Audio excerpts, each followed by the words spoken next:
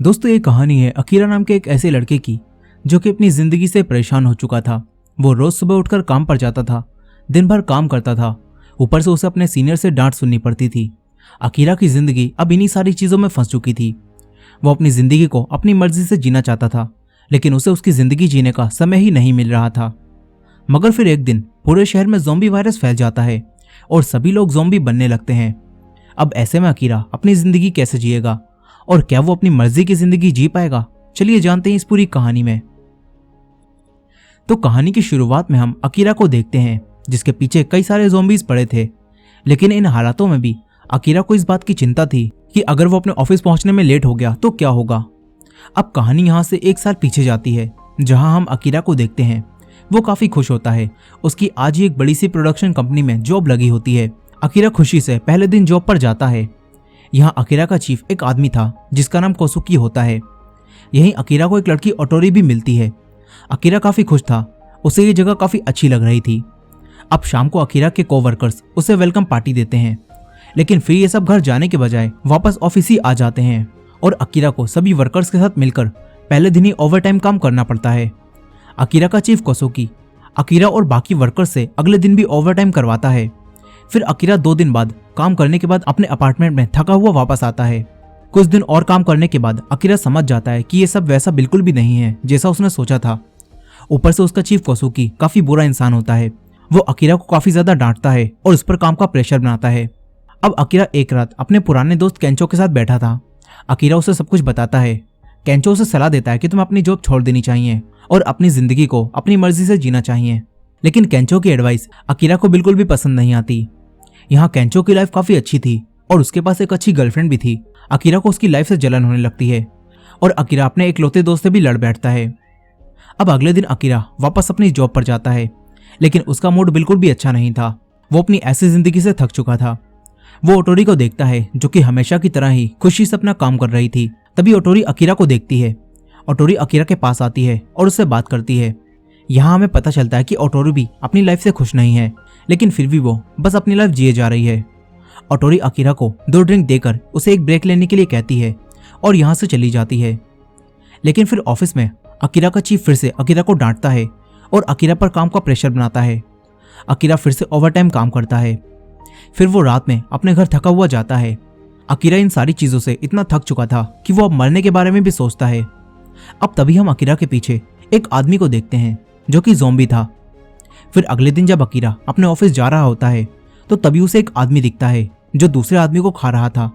Akira उसे देखकर डर जाता है और ऊपर भागता है। फिर कई सारे ज़ॉम्बी अकीरा के पीछे पड़ जाते हैं और कहानी वापस यहीं आ जाती है जहां से शुरू हुई थी। यहाँ अकीरा ज़ॉम्बी से बचकर भाग रहा है और सोच रहा है कि अगर वो ऑफिस पहुंचने में लेट हो गया तो उसका सन की चीफ उसे फिर से डांट कर ओवरटाइम करवाएगा। लेकिन अब तभी अकीरा ज़ॉम्बी से बचते हुए छत पर आ जाता है। वो छत पर सेफ एरिया में पहुंच जाता है। फिर अकीरा देखता है कि ज़ॉम्बीज पूरे शहर में फैल चुके हैं और सब कुछ तबाह हो रहा है। अकीरा ये सब देखकर काफी खुश हो जाता है क्योंकि अब उसे काम पर नहीं जाना पड़ेगा। अब अकीरा खुशी से यहाँ डांस करने लगता है। तभी उसे ओटोरी की दी हुई ड्रिंक दिखती है। अकीरा को ओटोरी के बारे में याद आता है। वो ओटोरी को मैसेज करके पूछता है कि क्या तुम ठीक हो। तभी ओटोरी अकीरा को अपना एड्रेस भेजती है और वहां आने के लिए कहती है। अब अकीरा एक पाइप से लटक कर नीचे जाने लगता है। तभी उसे एक फ्लोर पर एक आदमी अपनी प्रेग्नेंट वाइफ के साथ दिखता है। अकीरा उनसे कहता है कि वो नीचे जा रहा है, अगर उन्हें कोई मदद चाहिए तो वो बता सकते हैं। ये सुनकर वो दोनों हस्बैंड वाइफ अकीरा से कहते हैं कि हो सके तो थोड़ा खाना ले आना। अकीरा कहता है कि वो खाना ले आएगा। अब अकीरा ज़ॉम्बी से बचते हुए साइकिल लेकर ओटोरी के घर जाता है। अकीरा ओटोरी के घर पहुंच जाता है। वो ओटोरी के घर में जाता है तो यहाँ ओटोरी काफी डरी हुई होती है। ओटोरी उसे दिखाती है कि यहाँ भी एक ज़ॉम्बी है और ये ज़ॉम्बी कोई और नहीं बल्कि उनकी कंपनी का डायरेक्टर था और ओटोरी ना चाहते हुए भी उसके साथ रिलेशनशिप में थी। अब वो आदमी भी एक ज़ॉम्बी बन चुका था, इसीलिए वो इन पर हमला करता है। वो दोनों बच जाते हैं, लेकिन ओटोरी के पैर पर चोट लगी थी, इसीलिए अब ओटोरी भाग नहीं सकती थी। यहाँ अब अकीरा उस ज़ॉम्बी को रोकता है, लेकिन वो ज़ॉम्बी अकीरा को दूर फेंक देता है। अकीरा दोबारा उठकर उस ज़ॉम्बी से फाइट करके उसे गिरा देता है। इसके बाद ओटोरी आकर उस आदमी को मार देती है। लेकिन अब ओटोरी भी एक ज़ॉम्बी बनने लगती है क्योंकि उस ज़ॉम्बी ने ओटोरी के भी काट लिया था। ओटोरी देखते ही देखते एक ज़ॉम्बी बन जाती है। अकीरा को काफी दुख होता है क्योंकि अकीरा ओटोरी से प्यार करने लगा था। अकीरा ओटोरी से अपना प्यार का इजहार करता है और फिर यहाँ से भाग जाता है। लेकिन फिर शाम को जब वो खाना लेकर उन्हीं कपल के फ्लोर तक पहुंचता है तो देखता है कि वो दोनों भी अब यहाँ नहीं है और चारों तरफ खून लगा है। अकीरा सोचता है कि उन लोगों को भी ज़ॉम्बी ने काट लिया होगा। अब अकीरा अपने रूम में आकर बैठ जाता है। वो उदास था, लेकिन फिर अकीरा को आइडिया आता है कि वो ज़ॉम्बी बनने से पहले वो सारे काम करेगा जो वो हमेशा से करना चाहता था।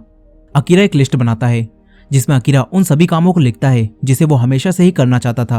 अकीरा उन सभी कामों की एक लिस्ट बना लेता है। फिर अगले दिन अकीरा सबसे पहला काम करता है जो कि था घर की सफाई करना। इसके बाद अकीरा एक शॉप में जाकर अपना पसंदीदा खाना खरीदता है। फिर अकीरा अपने बालों को कलर करता है, लेकिन कोई भी कलर उसे पसंद नहीं आता, इसीलिए अकीरा वापस बालों को ब्लैक कर लेता है। अकीरा एक बिल्डिंग पर अपनी पेंटिंग करता है। इसके बाद अकीरा कई सारे फायर क्रैकर्स लेता है और ज़ॉम्बीज से बचते हुए यहाँ से जाने लगता है। तभी रास्ते में उसे एक मोटरसाइकिल मिलती है।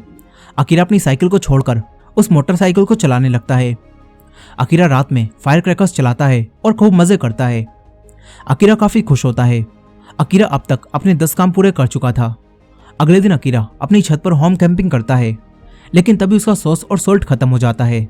इसलिए अब अकीरा सॉस और सॉल्ट लेने के लिए एक शॉप में आता है, लेकिन तभी यहाँ एक लड़की अकीरा को ज़ॉम्बी समझकर उस पर हमला कर देती है।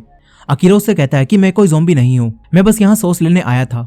वो लड़की देखती है कि अकीरा सच में कोई ज़ॉम्बी नहीं है, इसीलिए वो लड़की हट जाती है।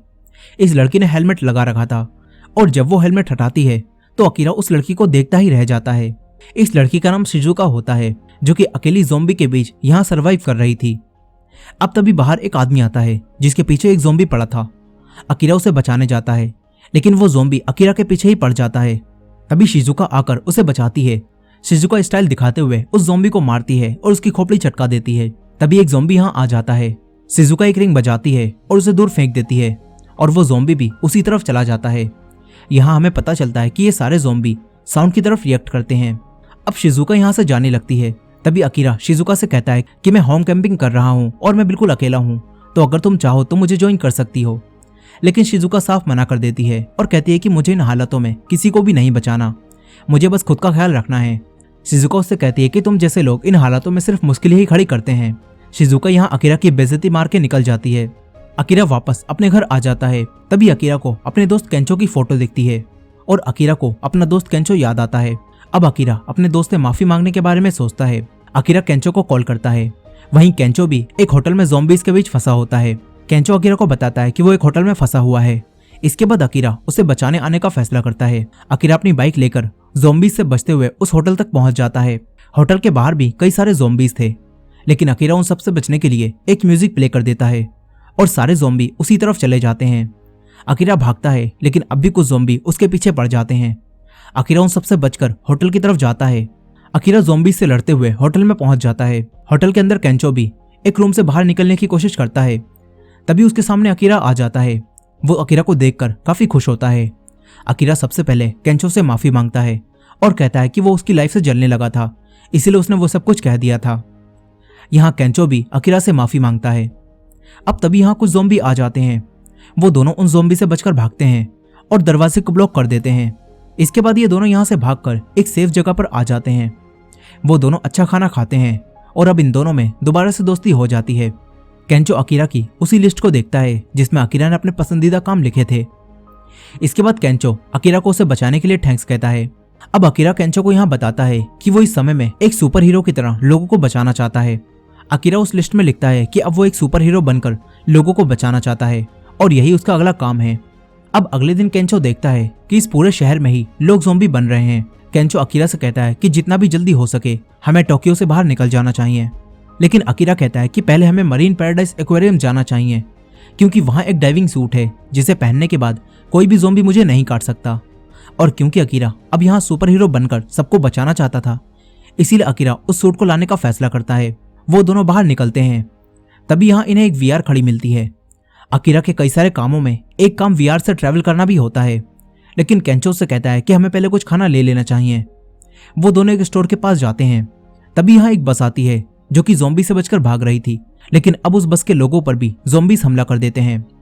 केंचो और अकीरा मिलकर 2 लड़कियों और एक बस ड्राइवर को अपनी तरफ बुलाते हैं। तभी अकीरा को शिजुका दिखती है जो कि उन ज़ॉम्बी से लड़ रही थी। अकीरा शिजुका को भी अपनी तरफ आने के लिए कहता है। ये लोग स्टोर के अंदर जाकर शटर को गिरा देते हैं, जिससे ये लोग बच जाते हैं। फिर वो बस ड्राइवर और दोनों लड़कियां इन्हें बताते हैं कि हम लोग टोक्यो में मरीन पैराडाइज एक्वेरियम जा रहे थे, क्योंकि वो जगह ज़ॉम्बी से बिल्कुल सेफ है और ज़ॉम्बी से बचने के लिए हम वहीं जाना चाहते हैं। शिजुका भी इनके साथ ही जा रही थी, लेकिन तभी इनकी बस पर ज़ॉम्बीज़ ने हमला कर दिया। यहाँ इस बस ड्राइवर को भी एक ज़ॉम्बी ने काट लिया होता है, लेकिन वो किसी को भी ये बात नहीं बताता। अब इसके बाद अकीरा और केंचो उन दोनों लड़कियों के साथ एंजॉय करने लगते हैं, लेकिन शिजुका इन्हें ज्वाइन नहीं करती। वो आसपास देखती है कि यहाँ कोई ज़ॉम्बी तो नहीं है। यहीं वो बस ड्राइवर आराम से सो रहा होता है। यहाँ बातों ही बातों में उन दोनों लड़कियों को केंचो पसंद आ जाता है और वो दोनों केंचो के साथ चली जाती हैं। अकीरा अकेला ही रह जाता है। तभी शिजुका उसके पास आती है। अकीरा और शिजुका अब आपस में बातें करते हैं। शिजुका देखती है कि अकीरा के हाथ पर चोट लगी है। शिजुका अकीरा के हाथ पर पट्टी बांध देती है। फिर वो अकीरा को बताती है कि उसने डॉक्टर बनने की पढ़ाई की है। अब ये दोनों यहाँ बातें कर रहे होते हैं और तभी वो ड्राइवर जाग जाता है, जो कि अब ज़ॉम्बी बन गया था। वो ज़ॉम्बी इन दोनों पर हमला करता है, लेकिन ये दोनों यहाँ से भाग जाते हैं। तभी वो ज़ॉम्बी केंचो और उन दोनों लड़कियों के पास जाकर उन पर हमला कर देता है। ज़ॉम्बी एक लड़की के काट लेता है। वो दोनों उस लड़की को बचाने की कोशिश करते हैं, लेकिन तभी ज़ॉम्बी उस दूसरी लड़की के भी काट लेता है और अब वो दोनों लड़कियां भी ज़ॉम्बी बन जाती हैं। केंचो डरकर भागता है। अकीरा केंचो की आवाज़ सुनकर उसे बचाने आने लगता है। केंचो ज़ॉम्बी से छुपा हुआ था, लेकिन तभी वो ज़ॉम्बी केंचो के पास आ जाता है। मगर तभी शिजुका दूसरी तरफ तेज म्यूजिक प्ले कर देती है, जिससे वो ज़ॉम्बी उसी तरफ चला जाता है। अकीरा केंचो के पास आ जाता है। वहीं शिजुका शटर खोलने की कोशिश कर रही होती है, लेकिन तभी ज़ॉम्बी बनी वो दोनों लड़कियां यहाँ आकर शिजुका पर हमला कर देती हैं। लेकिन फिर अकीरा और केंचो यहाँ आकर शिजुका को बचाते हैं। वो लोग शॉप से बाहर निकल जाते हैं। ये लोग उसी वीआर को चालू करते हैं और ज़ॉम्बी से बचने के लिए यहाँ से निकलने लगते हैं। अकीरा शिजुका को भी अपने साथ आने के लिए कहता है। शिजुका बचने के लिए इनके साथ चली जाती है। थोड़ी देर बाद जब ये लोग उन ज़ॉम्बी से बच जाते हैं तो अकीरा शिजुका को बताता है कि हम लोग भी एक्वेरियम ही जा रहे हैं, इसीलिए अगर तुम एक्वेरियम जाना चाहती हो तो हमारे साथ चल सकती हो।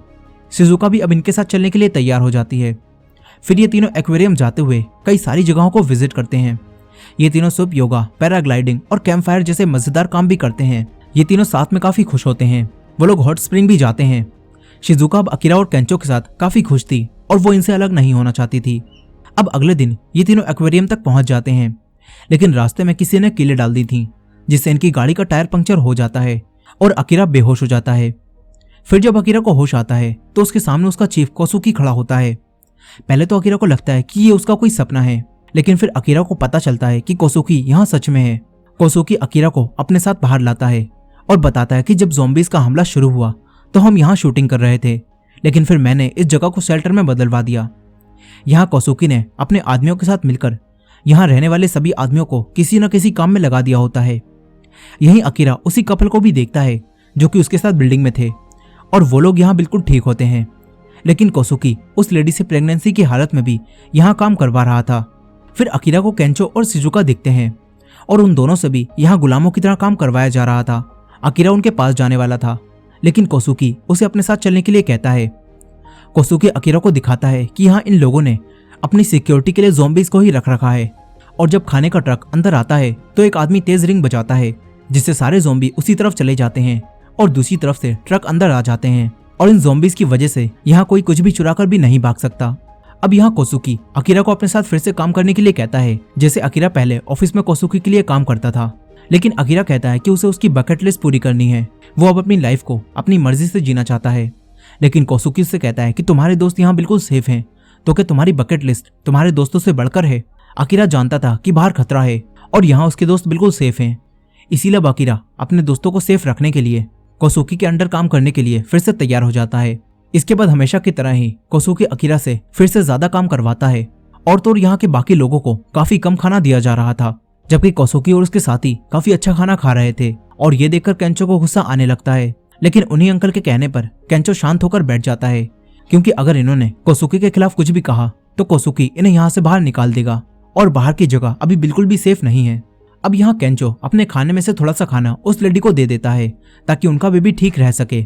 फिर अगले दिन एक वर्कर जो कि ट्रक में खाना भरकर यहाँ लाने वाला था, उसी ट्रक में एक ज़ॉम्बी घुस जाता है, लेकिन वो वर्कर ये नहीं देख पाता।